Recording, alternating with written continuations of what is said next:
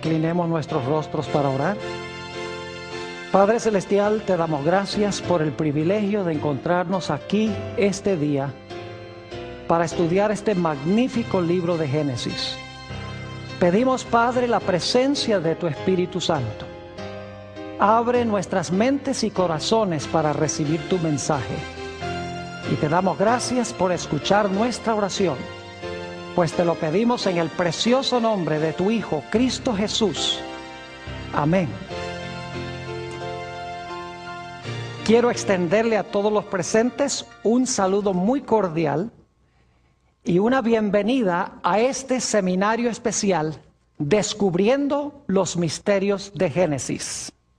En nuestro tema de hoy vamos a analizar algunos aspectos introductorios sobre el libro de Génesis. Lo primero que quisiera decir es que la palabra Génesis significa comienzos u orígenes. Es decir, el libro de Génesis tiene que ver con los comienzos o con los orígenes. Examinando el libro nos damos cuenta que el libro nos habla de varios comienzos. Por ejemplo, nos habla del comienzo del cosmos, de la atmósfera, de las aguas, de la tierra, de lo que se llama el cosmos. Nos habla también del origen de la vida, el origen de las plantas, el origen de los animales, el origen del hombre, el origen de la mujer, el origen del pecado, el origen de la muerte, el origen de la redención o de la salvación, el origen de las naciones. El libro de Génesis hasta nos habla del origen del conflicto entre los árabes y los judíos. Es decir, el libro de Génesis nos presenta en toda su gloria los orígenes de la mayoría de las cosas que nosotros conocemos hoy en el planeta Tierra. Quiero decirles algo en cuanto a la cronología del libro de Génesis. El libro de Génesis relata los primeros 2500 años de la historia del planeta Tierra. Inclusive en Génesis hay algunos relatos que no se encuentran registrados en ningún otro lugar histórico. Por ejemplo, ustedes no van a encontrar en excavaciones arqueológicas la historia de Caín y Abel, la historia de la Torre de Babel, la historia del diluvio como se encuentra en la Biblia, aunque hay otras historias diluviales. No van a encontrar registrado en la historia ninguno de estos eventos de Génesis 1 al 11. Es decir, el libro de Génesis nos presenta de una forma fidedigna, fiel, la historia del planeta Tierra durante sus primeros 2500 años. El libro de Génesis presenta una cronología corta del planeta Tierra. Lo que quiero decir es que el libro de Génesis no reconoce la validez de la teoría de la evolución. Aún el Papa Juan Pablo II, quien era muy admirado por muchas personas en el mundo, dijo que la teoría de la evolución es más que una mera teoría. Es decir, él estaba diciendo que probablemente el mundo llegó a la existencia por la evolución. Pero el libro de Génesis desconoce la teoría de la evolución.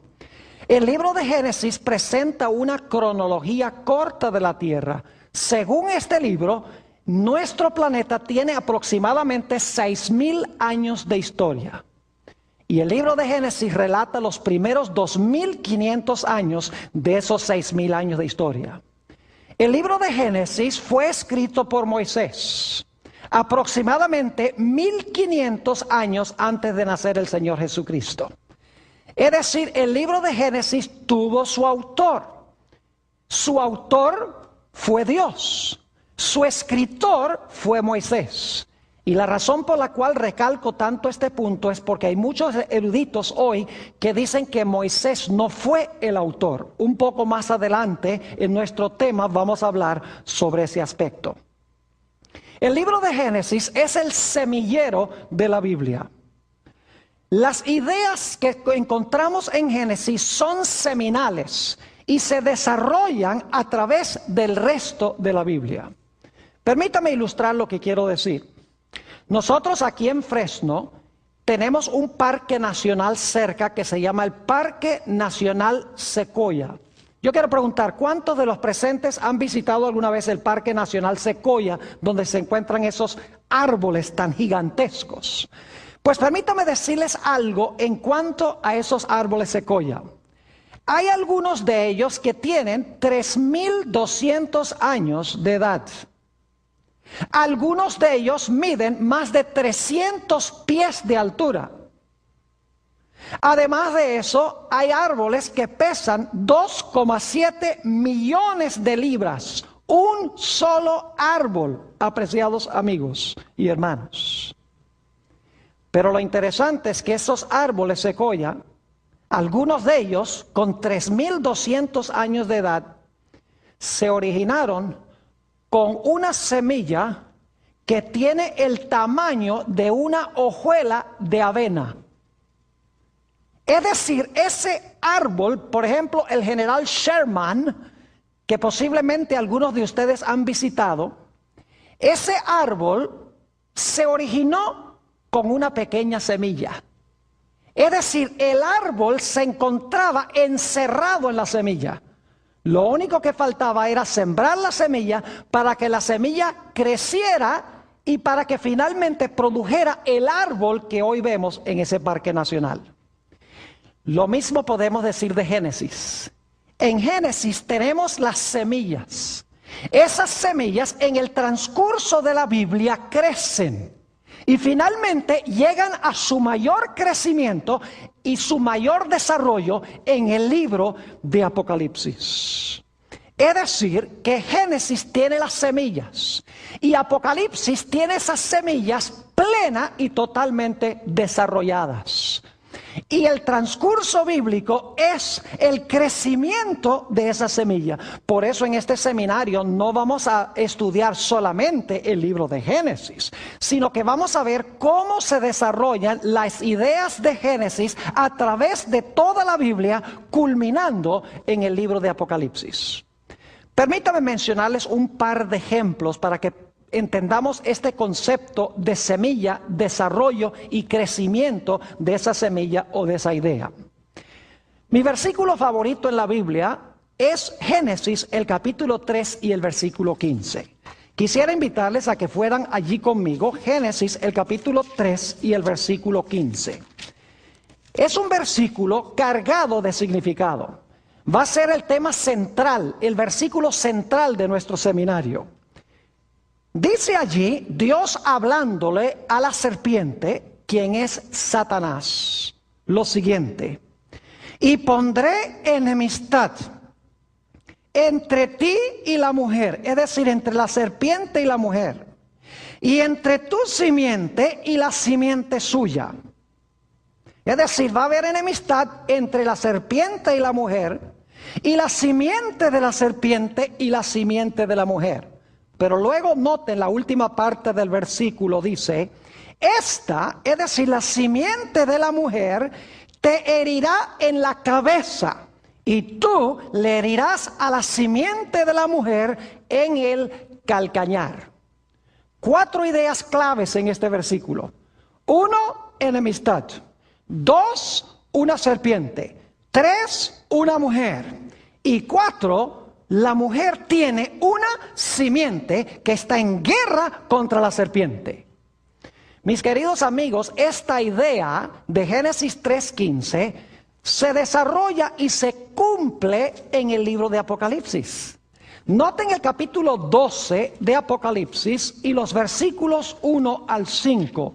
Apocalipsis, el capítulo 12 y los versículos 1 al 5. Tenemos el desarrollo de esta semilla de Génesis 3:15. Dice allí, en Génesis 12 y el versículo 1, apareció en el cielo una gran señal, una mujer vestida del sol, con la luna debajo de sus pies y sobre su cabeza una corona de 12 estrellas. Así que tenemos una mujer, ¿cierto? Noten el versículo 2. Y estando encinta, clamaba con dolores de parto en la angustia del alumbramiento. Es decir, tenía en su vientre una simiente. Tenía en su vientre a un niño que iba a nacer. Noten el versículo 3. También apareció otra señal en el cielo. He aquí un gran dragón escarlata, que tenía 7 cabezas y 10 cuernos, y en sus cabezas 7 diademas. Y si ustedes van al versículo 9, van a notar que ese dragón bermejo es el diablo y Satanás, la serpiente antigua, dice allí. Ahora, note lo que dice el versículo 4. Y su cola arrastraba la tercera parte de las estrellas del cielo y las arrojó sobre la tierra. Y el dragón o la serpiente se paró frente a la mujer que estaba para dar a luz, a fin de devorar a su hijo tan pronto como naciese. Ahora yo pregunto, ¿pueden ustedes ver allí las ideas básicas de Génesis 3:15? Claro que sí. ¿Hay una mujer? ¿Cómo no? ¿Hay enemistad? Claro que sí. ¿Hay un dragón o una serpiente? ¿Cómo no? ¿La mujer tiene una simiente contra la cual lucha el dragón o la serpiente? ¿Cómo no? Es decir, para entender Apocalipsis 12, 1 al 5, tenemos que regresar a Génesis, el capítulo 3 y el versículo 15. Quiero que notemos otro ejemplo. Génesis, el capítulo 2 y el versículo 24. Génesis, el capítulo 2 y el versículo 24. Estamos viendo cómo las semillas del Génesis se desarrollan en la Biblia y se cumplen finalmente y alcanzan su mayor crecimiento en el libro de Apocalipsis. Génesis 2 y el versículo 25, vamos a leer, no el 24, sino el 25, dice, hablando de Adán y Eva, y estaban ambos desnudos, Adán y su mujer, y no se avergonzaban. ¿En qué condición estaban Adán y Eva cuando fueron creados por Dios? Estaban desnudos y no se avergonzaban. Ahora necesito hacerles una explicación que vamos a estudiar con más detenimiento más adelante en este seminario. Adán y Eva estaban desnudos en lo que respecta a vestiduras artificiales hechas por seres humanos. Pero según la Biblia, ellos estaban cubiertos con un manto glorioso de luz. Es decir, estaban cubiertos con la gloria de Dios. Ahora, ¿qué sucedió cuando Adán y Eva pecaron? ¿Qué pasó con ese manto de luz? Note lo que dice Génesis, el capítulo 3 y el versículo 7. Génesis, el capítulo 3 y el versículo 7. Dice, entonces fueron abiertos los ojos de ambos y conocieron que estaban, ¿qué? Desnudos. Entonces cosieron hojas de higuera y se hicieron delantales. Fíjense que el manto de luz se fue y ahora se dieron cuenta que estaban, ¿qué? Desnudos.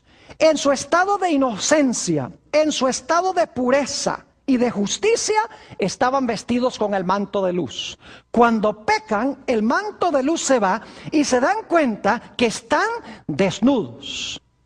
¿Qué trataron de hacer Adán y Eva para cubrir su desnudez? Dice la última parte del versículo 7, y se hicieron delantales y se pusieron esos delantales de hojas de ¿qué? Hojas de higuera. Es decir, se taparon la vergüenza de su desnudez con hojas de higuera. Pero ¿saben que aún después de eso se sentían desnudos?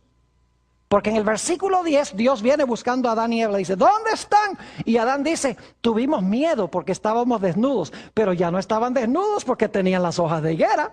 Obviamente su desnudez no era desnudez física, no tenían el manto glorioso de luz. Pero quiero que noten cómo cubrió Dios la vergüenza de su desnudez. El versículo 21, y esto lo vamos a estudiar en nuestro próximo tema más detenidamente. Dice, y Jehová Dios hizo al hombre y a su mujer túnicas de ¿qué? Túnicas de pieles y los vistió. Ahora fíjense las ideas que tenemos aquí. Tenemos la idea de vestiduras. Tenemos la idea de vergüenza. Tenemos la idea de desnudez. Ahora yo quiero que vayamos a Apocalipsis, el capítulo 16 y el versículo 15. Y ustedes me van a decir si Apocalipsis 16, 15 guarda alguna relación con lo que acabamos de estudiar de Génesis 2 y el versículo 24 y también el capítulo 3 y el versículo 7 y 21. Note lo que dice la Biblia en Apocalipsis el capítulo 16 y el versículo 15. Está hablando aquí de la batalla de Armagedón. Y fíjense las ideas que contiene. Dice, en Apocalipsis 16 y el versículo 15, hablando Jesús, he aquí, yo vengo como ladrón. Ahora escuchen bien. Bienaventurado el que vela y guarda sus ¿qué? Sus ropas, para que no ande desnudo y vean su vergüenza. Yo pregunto, ¿tiene alguna relación ese versículo con los versículos que leímos de Génesis? Claro que sí, porque habla de ropas, habla de desnudo y habla de vergüenza. No podemos entender este versículo de Apocalipsis 16:15 sin empezar en Génesis, a donde se encuentran esas ideas. Y vamos a tener en este seminario un tema completo sobre Apocalipsis 16:15, sobre la gran batalla de Armagedón. Estos son solamente dos ejemplos de cómo las semillas del Génesis se desarrollan a través de la Biblia y culminan su crecimiento en el libro de Apocalipsis. Ahora, una pregunta que siempre surge cuando se estudia el libro de Génesis es esta. ¿El libro de Génesis es historia o el libro de Génesis es mito y leyenda? Yo quiero decirles que no tengo duda alguna de que el libro de Génesis, las historias que se encuentran relatadas allí, sucedieron exactamente como se hallan registradas en el libro.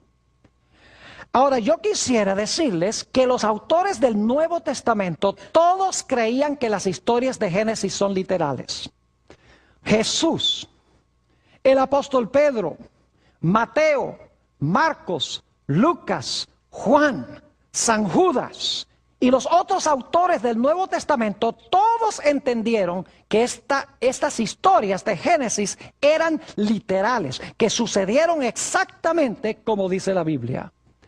Ahora yo quiero darles algunos ejemplos en el Nuevo Testamento donde se mencionan algunas historias del libro de Génesis como literales. Porque hay muchos eruditos, inclusive teólogos hoy en día, que dicen, no, las historias del Génesis son mitos o son leyendas, son historias que enseñan una gran lección moral, pero nunca se realizaron en la historia. Yo quiero decirles que las personas que enseñan eso están diciendo que no creen a Jesús, ni creen al apóstol San Pablo, ni creen en el apóstol San Juan, ni creen en San Mateo, ni en ninguno de estos, porque todos estos autores creían que estas historias de Génesis son literales. Noten, por ejemplo, Mateo el capítulo 19, Mateo 19 y los versículos 4 al 6. Mateo 19 y los versículos 4 al 6. Yo pregunto, ¿creen ustedes que Jesús creía que Adán y Eva fueron personas históricas, literales? ¿Creen ustedes que fue Dios el que hizo el matrimonio al comienzo? Jesús lo creía así. Note lo que dice Mateo 19 y el versículo 4. Él respondiendo les dijo, ¿no habéis leído que el que los hizo al principio, varón y hembra los hizo? Y dijo, por esto dejará padre y madre el hombre y se unirá a su mujer, y los dos serán una sola carne. Así que no son ya más dos, sino una sola carne. Por tanto, lo que Dios juntó, no lo separa el hombre. Yo pregunto, ¿Jesús creía que Adán y Eva eran personajes históricos literales? Claro que sí. ¿Creía Jesús que el primer matrimonio fue literal entre Adán y Eva? ¿Cómo no? Así que si usted dice que no, usted está poniendo en tela de juicio ¿a quién? Las palabras de Jesús. Usted está contrariando lo que creía Jesús. Ahora vamos a notar algunas otras historias de Génesis. Por ejemplo, tenemos una semana de 7 días, ¿verdad? ¿Se han preguntado alguna vez por qué tenemos una semana de 7 días? ¿Por qué no tiene 10? ¿Por qué no tiene 5? ¿Por qué no tiene 3? ¿Por qué la semana tiene 7? Porque en el libro de Génesis nos dice que Jehová creó el mundo en 6 días y reposó, ¿qué cosa? El séptimo día. ¿Saben ustedes que el Señor Jesucristo creía que ese séptimo día era bien literal, de 24 horas? Porque en San Marcos 2:27 el Señor Jesucristo declaró, el sábado fue hecho por causa del hombre y no el hombre por causa del sábado. El Señor Jesucristo creyó en el sábado. Dijo que el sábado fue creado originalmente. Es decir, Jesús creía que nuestra semana viene de la semana literal al comienzo de la historia. En Lucas 3 encontramos otro ejemplo interesante. No voy a buscarlo en la Biblia, se los voy a explicar. Tenemos en Lucas 3 la genealogía de Jesús. ¿Sabe lo que es una genealogía? Son la lista de los antecesores de Jesús. Y es interesante, se menciona, comenzando con José, el padre de Jesús, y el relato va hacia atrás y termina allá con Adán.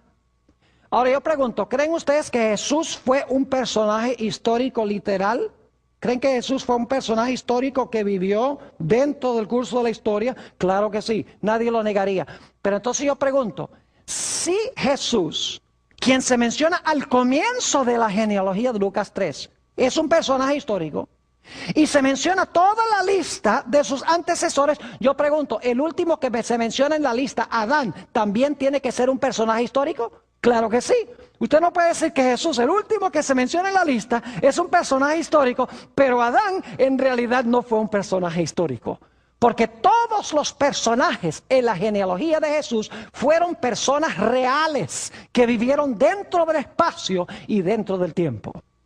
Otro relato que Jesús aceptó como literal, que hoy los científicos dicen eso, nunca hubo un diluvio universal, ¿qué va? Eso no pasó, dicen muchos científicos, historiadores, aún teólogos y ministros. Yo pregunto, ¿Jesús creyó que el diluvio fue literal, que pasó históricamente? Claro que sí. Noten San Mateo, el capítulo 24 y los versículos 37 al 39. Mateo 24 y el versículo 37 al 39. Palabras de Jesús. Dice, mas como en los días de Noé, así será la venida del Hijo del Hombre. Yo pregunto, ¿la segunda venida de Jesús va a ser un evento histórico, literal? ¿Va a pasar así como lo dice la Biblia? Claro que sí.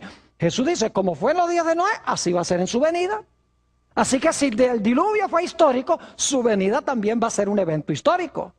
Versículo 38, porque como en los días antes del diluvio, estaban comiendo y bebiendo, casándose y dando en casamiento, hasta el día en que Noé entró en el arca, y no entendieron hasta que vino el diluvio y se los llevó a todos. Así será también la venida del Hijo del Hombre. Pregunto, ¿creía Jesús en un diluvio literal que se realizó en la historia y en el tiempo? Claro que sí. Ahora, ¿qué de Caín y Abel? El Nuevo Testamento confiesa que Caín y Abel fueron personajes reales, históricos, que existieron. Claro que sí. Primera de Juan, el capítulo 3 y el versículo 12. Primera de San Juan, el capítulo 3 y el versículo 12. Nos presenta a Caín y Abel como personajes históricos. Dice allí, no como Caín, que era del maligno y mató a su hermano. ¿Y por qué causa le mató? Porque sus obras eran malas y las de su hermano justas. Pregunto, ¿creía el apóstol San Juan que Caín y Abel fueron personajes reales que vivieron dentro del curso de la historia? Claro que sí. Así que si usted dice que no, usted está poniendo en tela de juicio lo que dice Juan, lo que dice Jesús. ¿Saben ustedes que el Nuevo Testamento también nos dice que Enoc fue un personaje real, histórico? Ese individuo que vivió una vida tan santa que la Biblia dice que ni siquiera murió en el planeta Tierra. Dios se lo llevó. Note lo que dice Hebreos el capítulo 11 y el versículo 5. Hebreos el capítulo 11 y el versículo 5 sobre este personaje Enoc. Fue un personaje literal, real, histórico. Dice en el versículo 5, por la fe Enoc fue traspuesto para no ver muerte y no fue hallado, porque lo traspuso Dios. Y antes que fuese traspuesto, tuvo testimonio de haber agradado a Dios.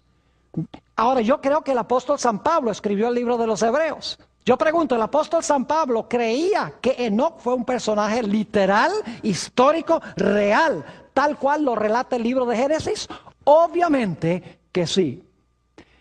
Ahora, algunos dicen Sodoma y Gomorra nunca existieron. Algunos científicos, algunos geólogos, algunos historiadores, inclusive ministros, dicen esa historia de Sodoma y Gomorra es una historia imaginaria para enseñarle a la gente que se porte bien. Ahora yo pregunto, ¿creía Jesús que las ciudades de Sodoma y Gomorra existieron y fueron destruidas por fuego? Claro que sí.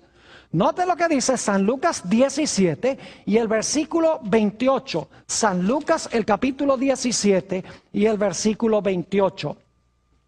Dice aquí, asimismo como sucedió en los días de Lot. ¿Creía Jesús que Lot fue un personaje histórico? ¿Literal? Claro que sí. Comían, bebían, compraban, vendían, plantaban, edificaban. Mas el día en que Lot salió de Sodoma, llovió del cielo fuego y azufre y los destruyó a todos. Así será el día en que el Hijo del Hombre se manifieste. Fíjense que las historias del libro de Génesis ocurrieron tal cual lo relata el libro de Génesis. El testimonio de los autores del Nuevo Testamento corrobora que estas cosas pasaron exactamente como lo dice la Biblia. Ahora, algunos de ustedes estarán preguntando por qué el pastor Bor enfatiza y recalca tanto este punto. Quiero decirles que desde la época que se conoce como la Edad de la Razón, que comenzó en la segunda mitad del siglo XVIII, los filósofos, los científicos, los historiadores y aún los teólogos empezaron a enseñar que las historias de Génesis en realidad no son historias que se realizaron como lo dice el libro de Génesis, sino que son mitos y leyendas. Es más, la mayoría de los eruditos comenzaron a enseñar de que el libro de Génesis ni siquiera fue escrito por Moisés 1500 años antes de Cristo.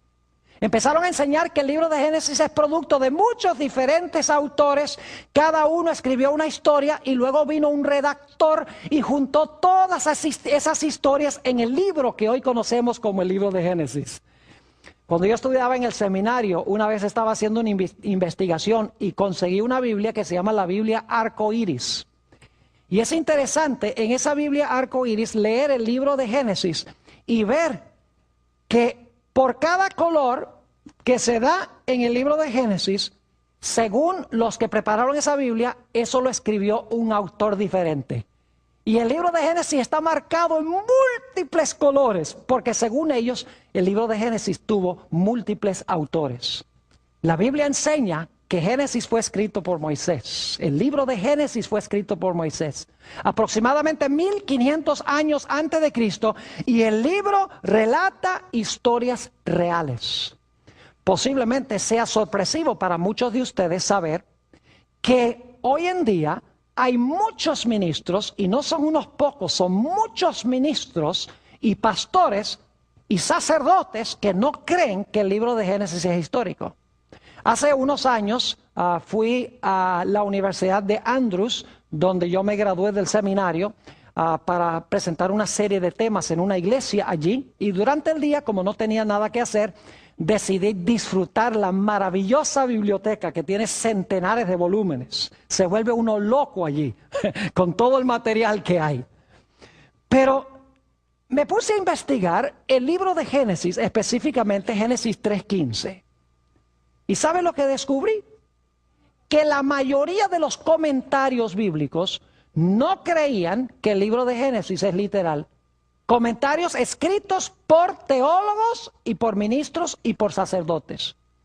Por ejemplo, un comentario decía, esa historia de Eva y la serpiente la inventó alguien para explicar por qué la gente le tiene miedo a las culebras. Otro comentario decía, la razón por la cual se escribió la historia de Caín y Abel es para explicar el origen de las peleas que existen entre hermanos y hermanos, o hermanos y hermanas. Otro comentario decía, la historia de la Torre de Babel se escribió para explicar de dónde vienen todos los idiomas, pero eso no pasó históricamente. Es decir, todas las historias, según estos eruditos, fueron escritos para explicar cosas que existen hoy en día, pero estas historias no se realizaron tal como lo relata el libro de Génesis. Yo quiero decirles que yo prefiero creerle a Jesús, a Pablo, a Pedro, a Mateo, a Marcos, a Lucas y a Juan, que creerle a cualquier erudito moderno que no acepta la historicidad del libro de Génesis. Ahora quiero decirles también que el libro de Génesis tiene mucho que decir en cuanto a las disciplinas que se estudian en las universidades de hoy. Las grandes disciplinas, hay departamentos de sociología, hay departamentos de historia, hay departamentos de botánica, hay departamentos de biología, hay departamentos de teología. El libro de Génesis tiene algo que decir en cuanto a todas estas disciplinas que se estudian hoy en las universidades. Permítanme mencionarles algunas. La teología.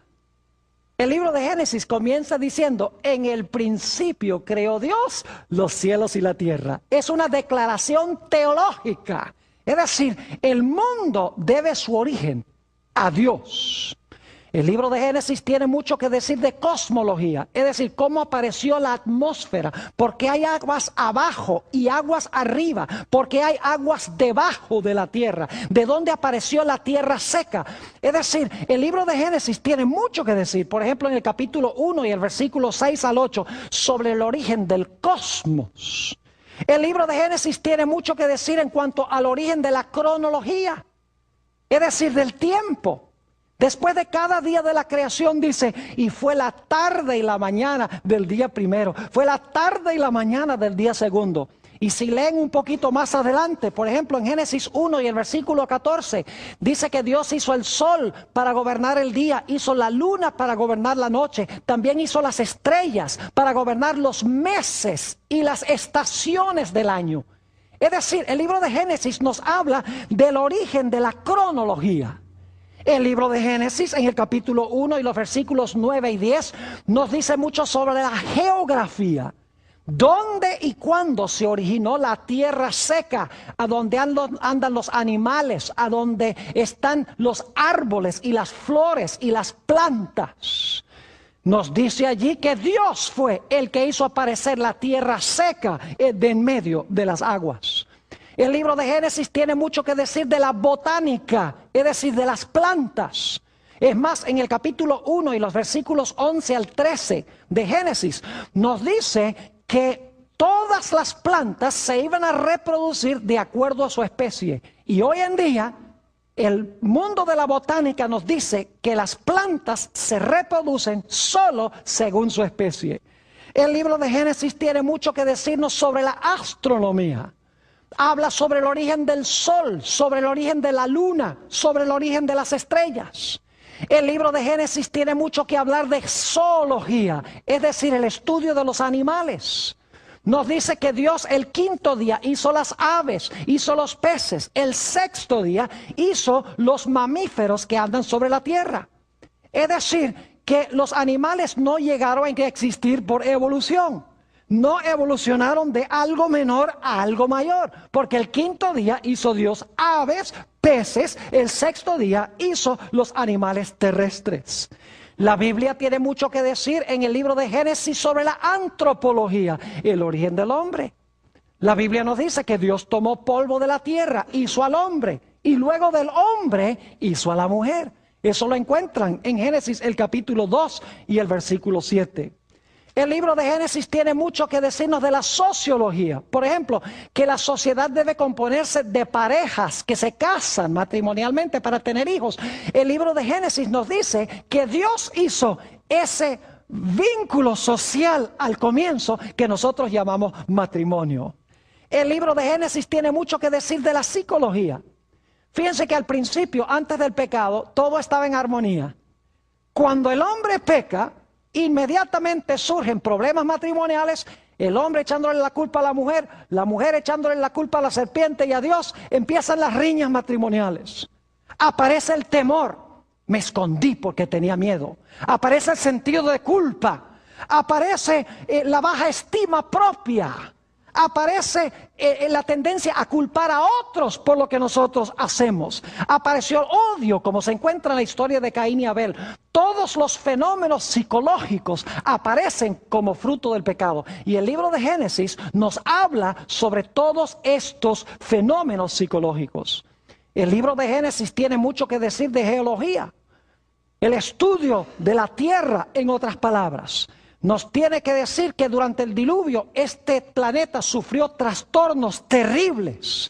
Y por lo tanto, la gente que trata de leer la tierra hoy en día, la trata de leer en vano si no creen en el diluvio. Porque el mundo que conocemos hoy no es el mundo que existía al comienzo. Fue trastornado como consecuencia del diluvio. Solamente podemos entender eso conociendo lo que dice el libro de Génesis. El libro de Génesis tiene mucho que decir de la filología, el origen de los idiomas. Nos dice en Génesis el capítulo 11 que los idiomas se originaron en la Torre de Babel. El libro de Génesis tiene mucho que decir de historia, especialmente historia antigua. ¿Y qué diríamos de las grandes preguntas que hace la filosofía? ¿De dónde vengo? ¿Por qué estoy aquí? ¿Para dónde voy? El libro de Génesis tiene respuestas para cada una de estas preguntas. Es decir, las grandes disciplinas que se estudian en los departamentos de las universidades hoy son temas que ya se encuentran trazados claramente en el libro de Génesis. Lamentablemente, hoy en día son pocas universidades que le dan alguna importancia a lo que dice el libro de Génesis. Ahora quiero decirles que el libro de Génesis es en realidad la historia de dos simientes. Volvemos otra vez a Génesis el capítulo 3 y el versículo 15, donde dice: enemistad pondré entre ti, la serpiente, y la mujer. Fíjense, ahí tenemos un dúo, la serpiente versus la mujer. Y entre tu simiente y la simiente de ella, es decir, otra vez un dúo, la simiente de la serpiente y la simiente de la mujer. Y luego dice, él, la simiente de la mujer, te va a aplastar la cabeza y tú le vas a herir el calcañar. Es decir, otro dúo, la simiente de la mujer y la serpiente. El libro de Génesis, en otras palabras, es un libro de la batalla entre dos diferentes simientes, una buena y una mala. Tenemos, por ejemplo, la historia de Caín y Abel. Fíjense, otro dúo. Caín, la simiente de Satanás, es decir, el que tiene el carácter de Satanás. Y tenemos a Abel, que es el bueno, que tiene el carácter de Dios. Y están enemistados uno con el otro. Tenemos en Génesis 6 los hijos de Dios, que son los fieles al Señor. Y tenemos a las hijas de los hombres, que son las descendientes malévolas de la descendencia de Caín. Es decir, tenemos este dúo, los hijos de Dios versus las hijas de los hombres. Tenemos en el libro de Génesis la historia de Abraham y los constructores de la Torre de Babel. Se presentan como radicalmente distintos uno del otro. Es más, vamos a encontrar en uno de los temas que vamos a estudiar que Abraham se encontraba viviendo a donde vivían los que construyeron la Torre de Babel. Y se estaba contaminando la familia de Abraham con los que habitaban allí, con la idolatría de los constructores de la Torre de Babel. Así que Dios dijo, yo no puedo dejar que mi simiente se quede aquí para que me lo corrompan. Así que Dios, según Génesis 12, 1 al 3, llamó a Abraham de Ur de los Caldeos, lo sacó de ese ambiente y lo llevó a la tierra de Canaán. Abraham y los constructores de la Torre de Babel, dos simientes opuestas. Luego tenemos Isaac e Ismael. Isaac, la simiente mala, Isaac, la simiente buena, Ismael, la simiente mala. Y nuevamente la idea de enemistad. Ismael odiando y tratando de destruir a Isaac, según dice en Gálatas el capítulo 4. Y luego tenemos la historia de Jacob y Esaú. Fíjense, otro dúo en el libro de Génesis. Esaú, el malo, que vendió su primogenitura, y Jacob, el bueno, el que recibió la primogenitura. Y Esaú enemistado contra Jacob, su hermano. Tenemos también Lot y los constructores de las ciudades de Sodoma y de Gomorra. Lot, según segunda de Pedro 2, 6 al 8, era un hombre pío, era un hombre santo. que le molestaba la impiedad de las ciudades, mientras que la Biblia dice que los habitantes de Sodoma y Gomorra eran malos y pecadores delante de Jehová. Y luego tenemos a José por un lado y tenemos por el otro lado a sus hermanos. Es decir, el libro de Génesis es la historia de las dos simientes, la simiente buena y la simiente mala, en riña o en guerra uno con el otro.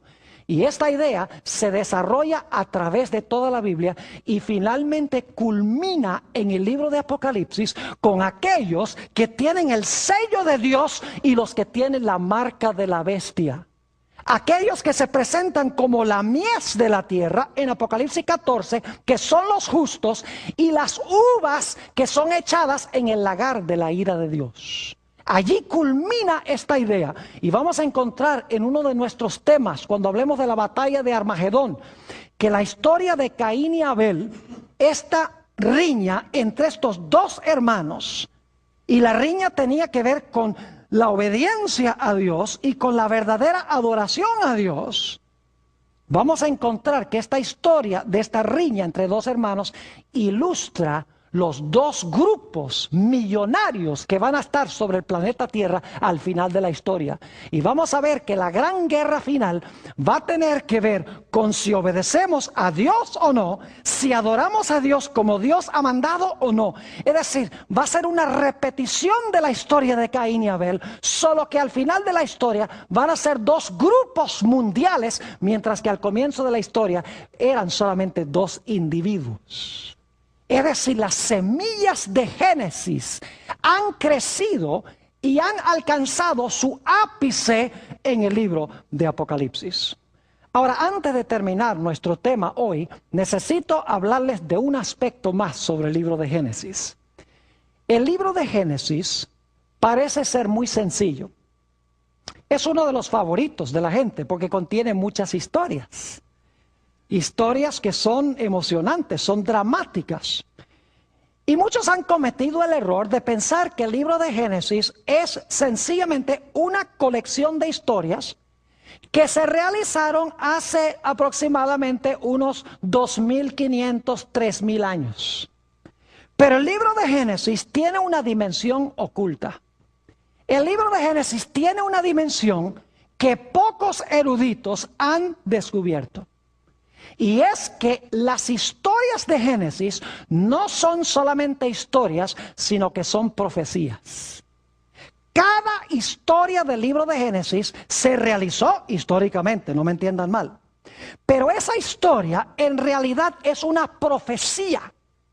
Es decir, está anunciando eventos que van a pasar en el futuro semejantes a los que pasaron en esa historia. No es nada nuevo, mis queridos hermanos y amigos, porque en Eclesiastés 1 y el versículo 9 nos habla de la repetición de la historia. Noten Eclesiastés 1 y el versículo 9. Dice allí, ¿qué es lo que fue? Lo mismo que será. ¿Qué es lo que ha sido hecho?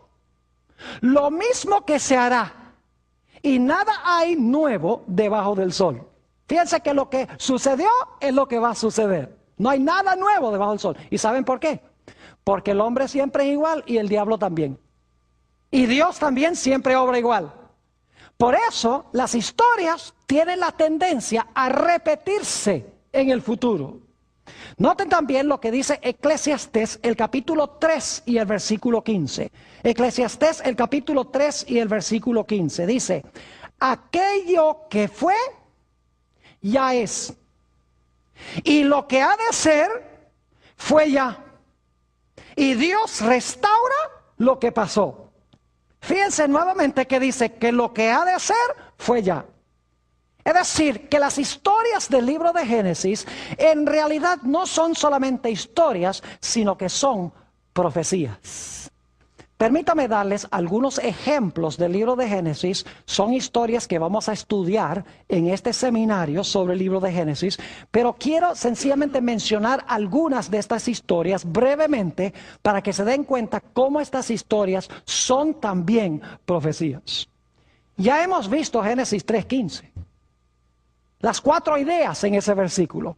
enemistad, una serpiente, una mujer y una simiente de la mujer. Vimos en Apocalipsis 12 que tenemos las mismas ideas.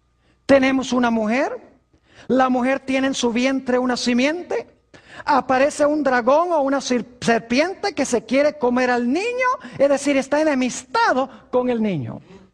Es decir, que Génesis 3:15 no es solamente algo que Dios le habló a la serpiente en el huerto del Edén, sino que es un versículo que conlleva una dimensión profética o futura que se iba a cumplir cuando naciera Jesús de la Virgen María. Tenemos también la historia del Edén. Ustedes leen Génesis 1 y 2, la descripción hermosa de este huerto precioso del Edén, donde estaba el árbol de la vida, el río de la vida. Pero ¿saben ustedes que en Apocalipsis 21 y 22 tenemos la misma idea? En Génesis 1 y 2 tenemos el Edén. El resto de la Biblia habla de cómo el hombre perdió el Edén. Y Apocalipsis 21 y 22 habla de la restauración del huerto del Edén que existía al comienzo de la historia. En Génesis 1 y el versículo 2 nos habla de la condición de la tierra antes de la creación. Dice: la tierra estaba desordenada y estaba vacía, y había tinieblas sobre la haz del abismo. Piensen las palabras: abismo, tinieblas, desordenada, vacía.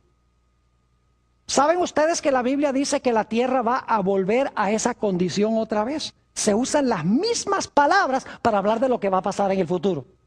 En Jeremías, el capítulo 4, dice Jeremías, cuando ve la segunda venida de Jesús, dice: miré la tierra y estaba desordenada y vacía, y miré los cielos y no había en ellos luz. Es decir, que lo que sucedió al comienzo sucederá al final. Como la tierra estaba desordenada y vacía en tinieblas antes de la creación, cuando Jesús venga y también en consecuencia de las plagas, la tierra regresará a esa condición antes que Dios haga un cielo nuevo y una tierra nueva. Ya les mencioné la historia de Caín y Abel. Es una historia profética, no solamente pasó con dos personajes en cierta ocasión, en el pasado, sino que ilustra lo que va a pasar al final de la historia. Dios le manda a Caín y Abel: tráigame un animal, me van a adorar con un animal, lo van a sacrificar. Abel dice: bueno, si Dios dice que para sacrifique un animal, voy a traer un animal. Caín dice: pues yo no ando en esa cosa de animales, yo le voy a traer mis productos agrícolas. Es decir, Abel obedeció a Dios y adoró a Dios como Dios mandó. Abel desobedeció el mandato de Dios y adoró a Dios como él quiso. En el libro de Apocalipsis vamos a encontrar que los dos grupos que van a existir en el mundo al final de la historia van a tener esas mismitas características de Caín y Abel. Va a haber un grupo que profesa adorar a Dios, pero que no lo adora como Dios dice, ni obedece a Dios. Va a haber otro grupo que obedece los mandamientos de Dios. Satanás los va a odiar, y que también adoran a Dios como Dios ha mandado, no como ellos quieren. Es decir, la historia de Caín y Abel es una historia profética.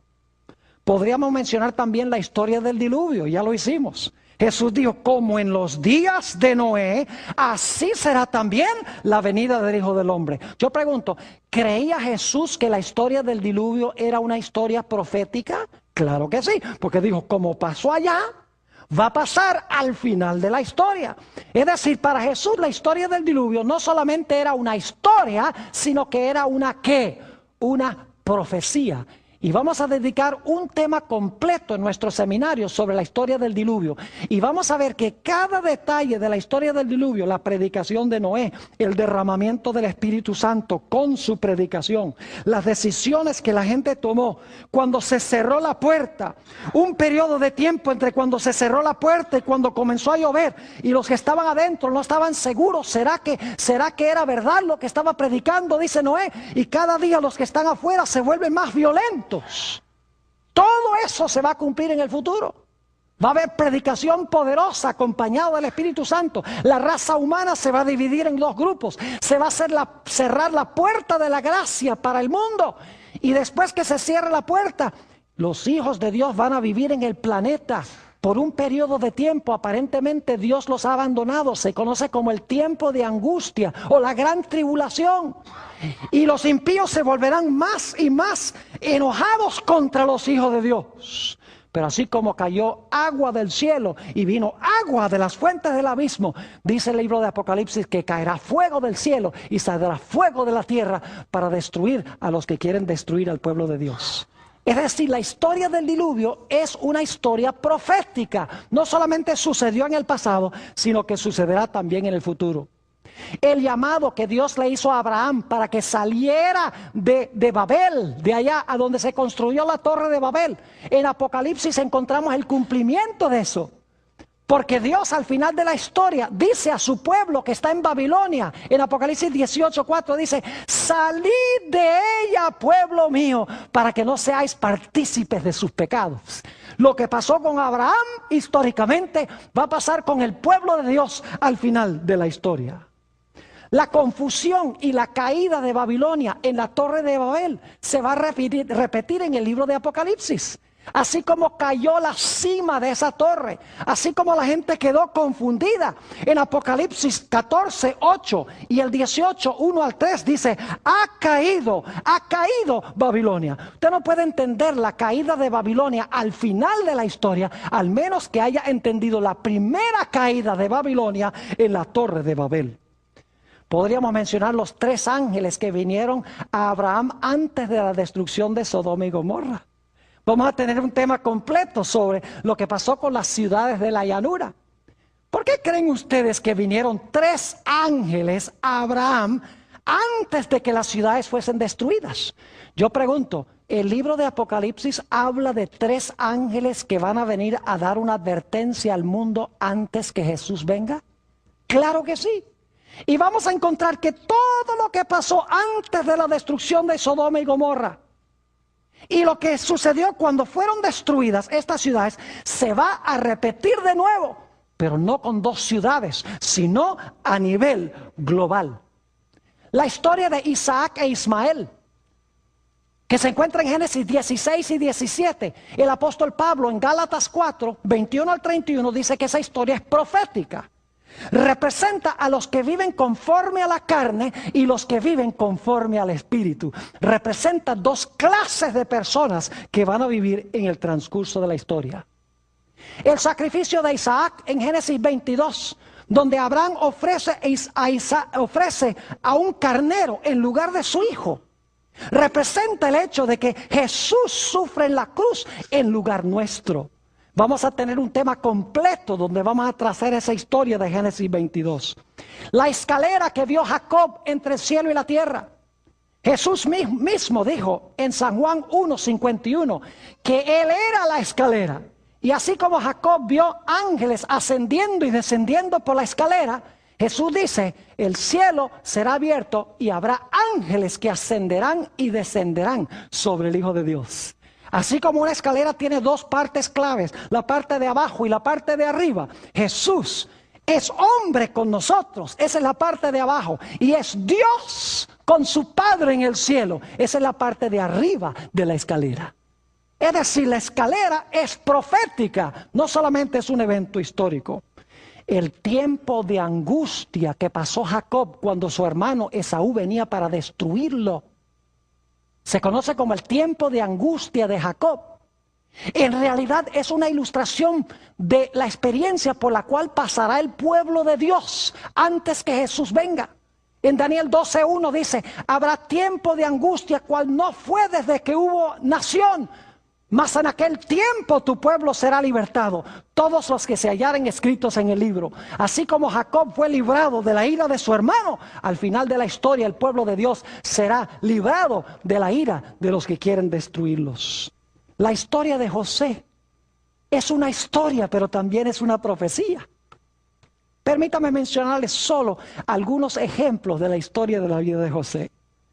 Su padre lo mandó a sus hermanos, pero sus hermanos no lo recibieron. Fue vendido por unas piezas de plata. Sus hermanos pensaban que se habían deshecho de él, pero por lo que hicieron, él llegó a ser su salvador. tenemos en esto una ilustración de la vida de Jesús. Jesús también fue enviado por su Padre para buscarnos a nosotros que nos habíamos perdido. Dice en el Nuevo Testamento que Jesús vino a los suyos no le recibieron. Jesús fue vendido por 30 piezas de plata. Y sus enemigos pensaban que se habían deshecho de él.